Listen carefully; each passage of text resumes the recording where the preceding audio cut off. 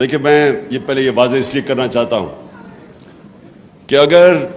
میرے میں اللہ ایمان نہ ڈالتا تو میں کبھی پولیٹکس میں نہ آتا، کیونکہ ایک آدمی جس کو اللہ سب کچھ دے بیٹھا تھا، جس کو پولیٹکس کچھ دے ہی نہیں سکتی تھی، شاید ہی کسی پاکستانی کو اللہ نے اتنی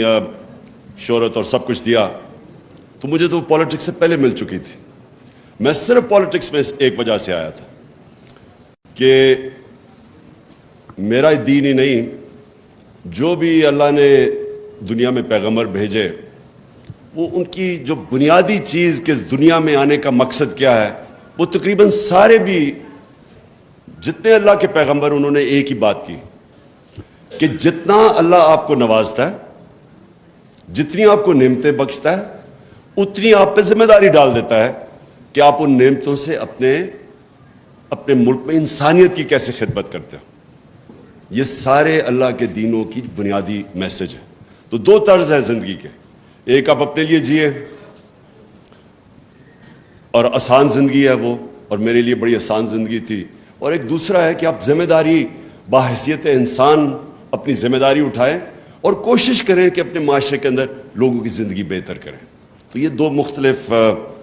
ایک مٹیریلسٹ وے آف لائف ہے اور دوسرا اسپریچول وے آف لائف ہے۔ تو میں تو اس لیے آیا تھا پالیٹکس میں، اور میں نے جب آیا تو اس سے کافی دیر پہلے اسٹڈی کیا کہ وہ جو ہمارے نبی صلی اللہ علیہ وسلم کا دور تھا مدینہ میں، تو وہ کیا چیزیں تھیں جو انہوں نے، وہ کیوں اللہ ہمیں کہتا ہے کہ اس